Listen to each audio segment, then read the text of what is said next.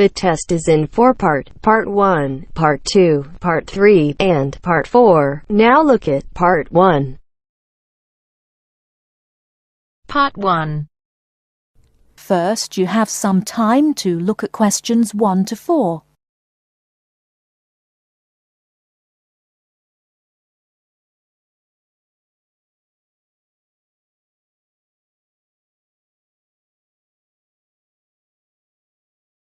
Now we shall begin. You should answer the questions as you listen, because you will not hear the recording a second time. Listen carefully and answer questions 1 to 4. Global Bicycle Tours, may I help you? Yes, thank you. I'd like to sign up for a bicycle tour. Which tour were you interested in? We have the River Valley Tour coming up in June and the Mountain Tour in July. The River Valley tour is in June. I thought it was in May. It actually takes place the first week of June. Oh, I see. Well, I can still do that. The River Valley tour is the one I want. Splendid. Just let me take your information. May I have your name, please? Carla Schmidt. That's Carla with a K, not a C. K-A-R-L-A. Thank you, Ms. Schmidt. Address? Do you need a street address, or can I give you my post office box? A post office box is fine. It's P.O. Box 257, Manchester. Thank you. Okay, next. Will you be bringing your own bicycle, or do you want to rent one from us? I'll bring my own. Excellent. Now, we provide all the meals, so we need to know if you have any dietary restrictions. I don't think so. What do you mean? I mean, if there's any food you can't eat. Some people have food allergies or are vegetarian or have to avoid dairy products, things like that. Oh, I see. Well, yes, I'm a vegetarian. I never eat meat.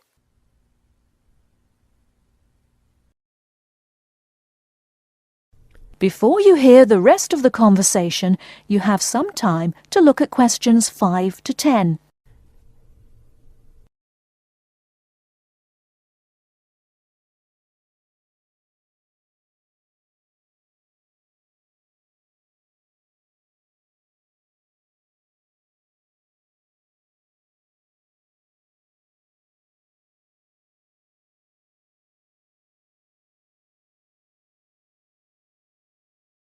Now listen and answer questions 5 to 10. All right, I'll make a note of that. Now, the total cost of the tour is $750.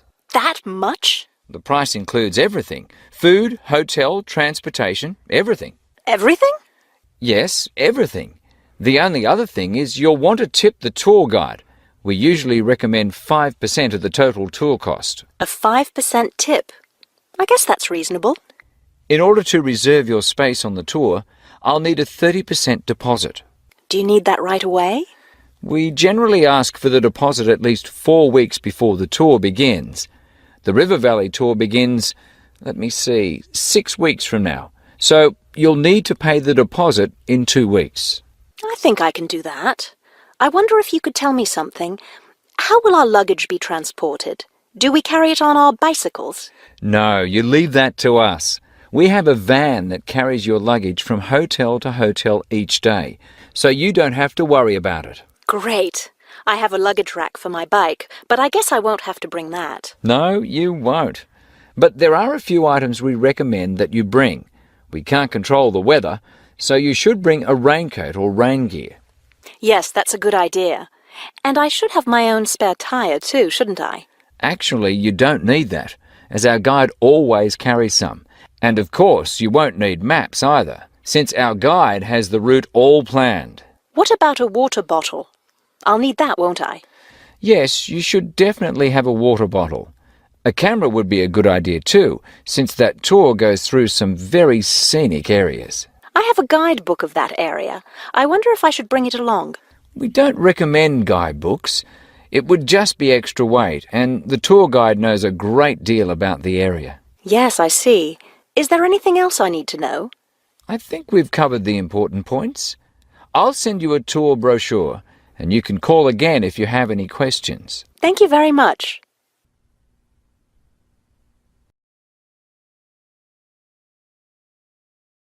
That is the end of part 1. You now have half a minute to check your answers.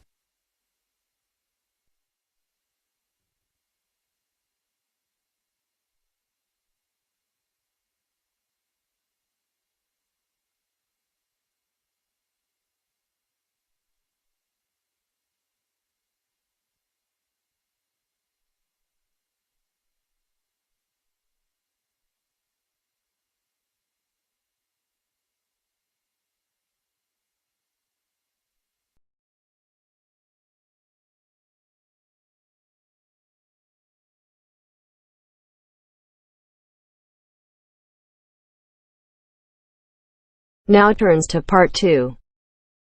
Part 2. You will hear a job interview.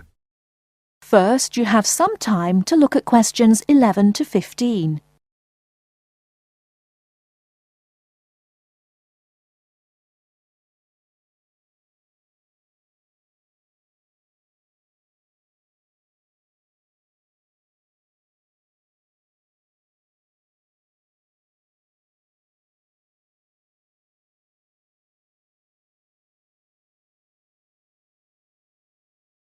Now, listen carefully and answer questions 11 to 15. Please sit down, Mr. Wilson. My name's Jane Smith, and I'm the personnel manager. Hello, how do you do? Now, this is just a short preliminary interview. I'd like to talk about your present job and what you've done up till now. Yes, of course. Well, could you tell me how long you've had your present position in evening news? It is evening news, isn't it? Yes, that's right. I'm not sure. Let's see. I left university in 2002. Is that right? Yes, 2002. Then I was unemployed for about 2 months, and then I travelled round Britain for a few weeks. So it must be more than 3 years now, in fact. Yes. And have you any particular reason for wanting to change your job? I mean, why do you want to move? Well, I actually like my present job and still find it interesting. The salary's okay, so it's nothing to do with money, though you can always do with more. I suppose the thing is that I'm really very ambitious and keen to get promoted, so that's the real reason. You say you like your job. Can you tell me what aspect you like most? Oh dear, that's difficult. There are so many things. My colleagues are quite nice to go along with, so there's a good cooperative atmosphere, and compared to other presses, the working conditions are great. I mean, the office itself is good. Yes. And then there's the fact that as a journalist, I regularly write articles about what is happening at home or in the world. So I have to make decisions. I must be responsible for what I have written. You know, that's what I really like most about the job. They give me lots of room for initiative. Yes. Well, we're looking for someone who isn't a clock watcher and who isn't too concerned about working fairly long hours. Oh, I don't mind that. I'm used to it. I often work irregular hours. I was very often made to work at night.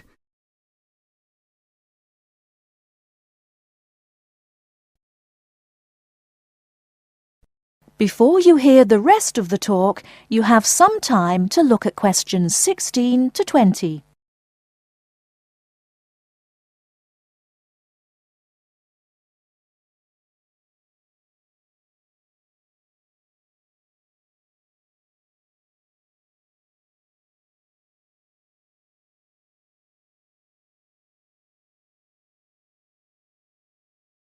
Now listen and answer questions 16 to 20.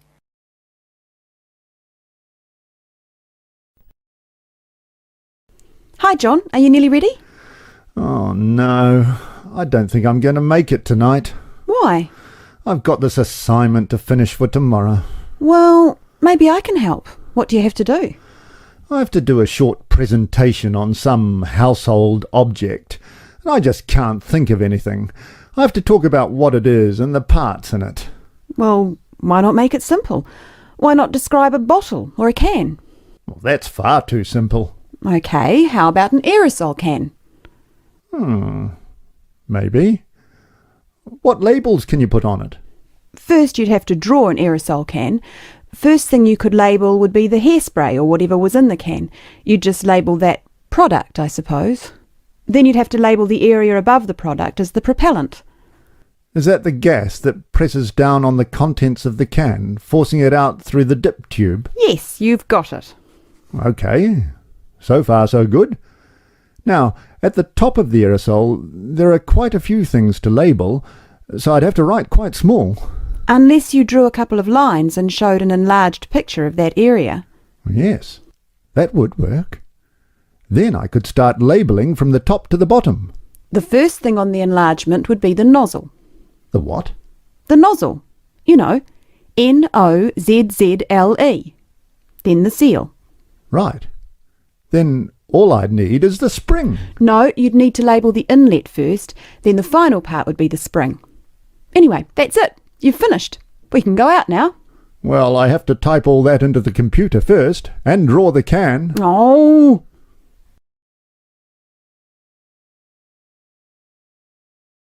That is the end of part 2. You now have half a minute to check your answers.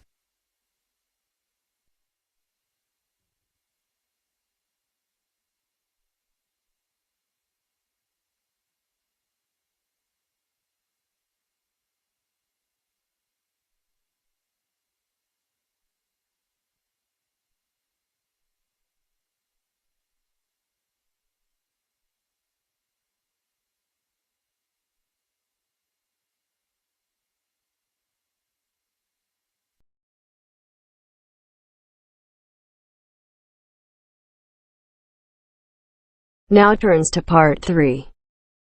Part 3. Listen to each speaker say more about each invention and complete the tasks. Choose 5 answers from A to H. Which of these statements about boomerangs does the speaker make? First, you have some time to look at questions 21 to 25.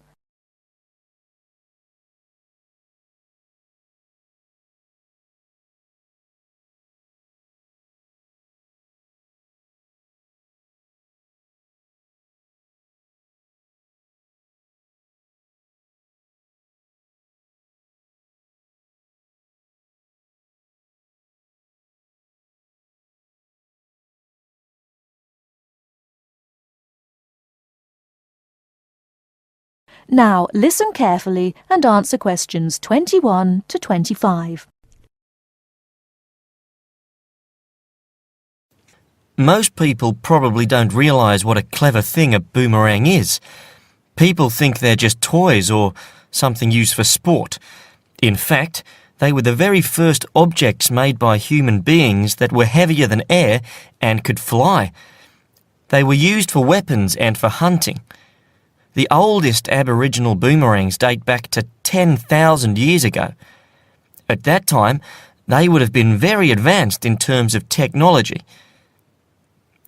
The remains of boomerangs have been found in North Africa, India, and parts of America, but it's the Aboriginal boomerang that everyone knows about.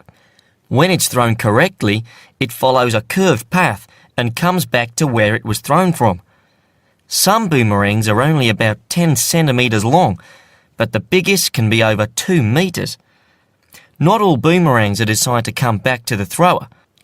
Hunting boomerangs, some of which are still used by Aborigines in Australia, are designed as flat throwing sticks and are used for hunting.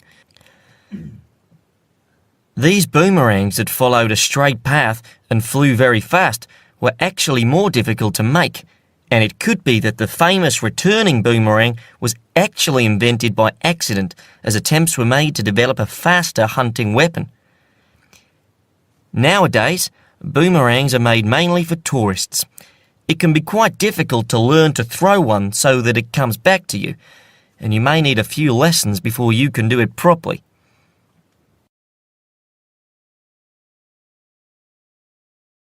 Before you hear the rest of the talk, you have some time to look at questions 26 to 30.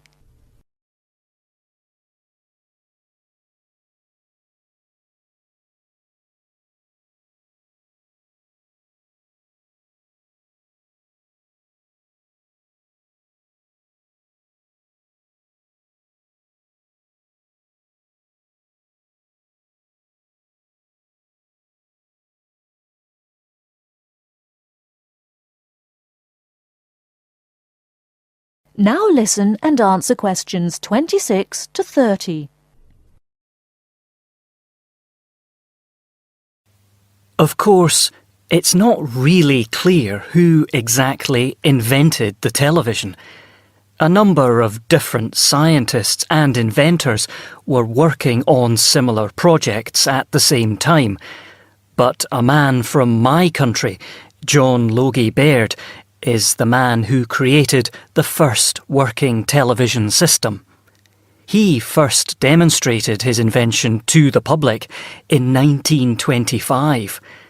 At one of London's most famous department stores, Logie Baird demonstrated how silhouette images could be seen to move on a screen.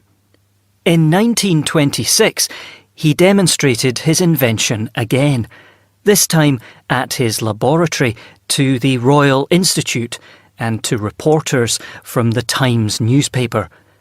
The quality of the projected image had improved greatly, and the event is considered to be the first real demonstration of a television system.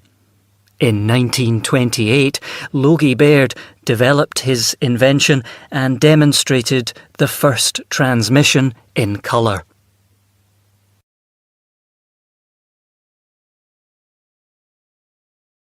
That is the end of part 3. You now have half a minute to check your answers.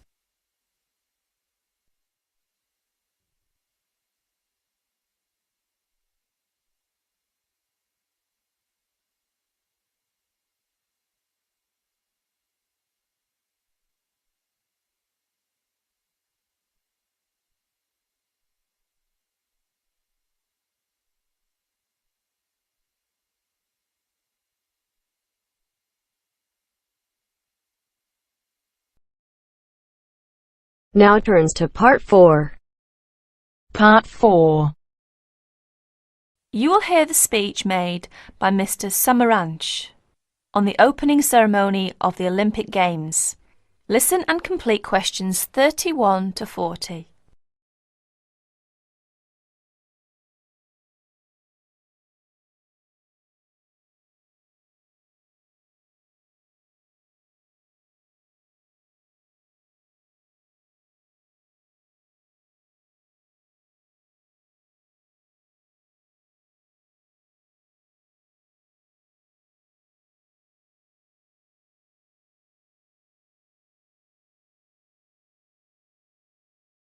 Here is the President of the International Committee, Mr. Samaranch's speech at the opening ceremony of the 26th Olympic Games. I'll read it for you. On behalf of the International Olympic Committee, it gives me great pleasure to welcome you to the Games of the 26th Olympiad, Sydney 2000. The goal of the Olympic movement is to contribute to building a peaceful and better world by educating youth through sport practice, without discrimination of any kind, and in the Olympic spirit. In the spirit, nations and youth of the world come together every 4 years to celebrate the world's largest sporting festival. SOCOG has organised these sporting competitions in consultation with the international federations, responsible for each sport. This is through nomination of technical officials, specification of technical requirements, and the cooperation with IOC and SOCOG on venue and other preparations. We thank each international federation for their vital efforts in the preparation of these Millennium Games. The Sydney 2000 Olympic Games is also the centenary of women's participation. With a record number of events and disciplines for women at the Games, the Olympic movement continues to recognise and support the vital role of women in sport. As we embark on a new millennium, it is the Olympic Games that will continue to unite the world and celebrate humanity.